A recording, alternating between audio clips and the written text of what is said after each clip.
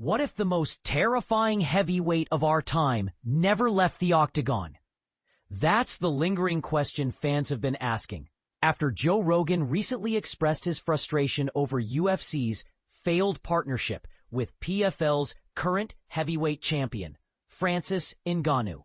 Known as the Predator, Ngannou's explosive power and dominance in the UFC made him a global phenomenon.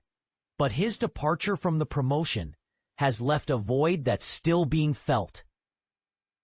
And here's where it gets tricky. Was Dana White's hardline stance with Ngannou a misstep that cost UFC its most electrifying draw? Let's unpack this messy chapter in MMA history. UFC CEO Dana White has never been one to mince words, but his clashes with fighters have often sparked debates. His most infamous recent feud? The one with Ngannou. The Cameroonian powerhouse vacated the UFC Heavyweight Championship in 2022 after the two sides couldn't agree on contract terms. For context, Ngannou was the undisputed face of the division, with a resume that included a record-breaking knockout of Curtis Blades and a title unification win over Stipe Miocic. But when talks hit a wall, Ngannou made a bold move, signing with PFL and later securing high-profile boxing bouts against icons like Tyson Fury and Anthony Joshua.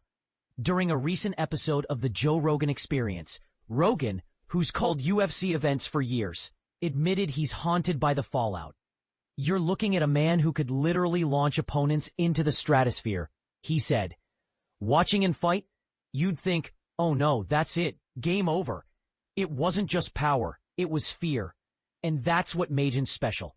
Rogan's words highlight a bigger issue. When a fighter becomes a cultural force, can a promotion afford to let them walk?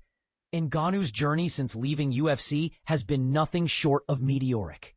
He claimed the PFL Super Fights heavyweight title in October 2024 by flattening Renan Ferreira in the first round. Now, speculation is swirling about a potential clash with Vadim Nemkov, a former Bellator champion who recently rejoined the heavyweight ranks.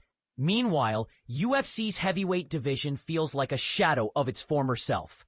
Tom Aspinall, the current champ, is undeniably exciting, but his competition has drawn criticism. Will Ciryl Gane's upcoming title defense at UFC 321 silence the doubters? Or is the division just limping along without Ngannou's gravitational pull? But here's the controversial twist. Was Dana White's refusal to meet Ngannou's demands a business blunder or a necessary stance to protect UFC's financial interests? Some argue that locking out a fighter with Ngannou's marketability was a strategic error. Others counter that UFC had no choice but to prioritize long-term stability over short-term hype.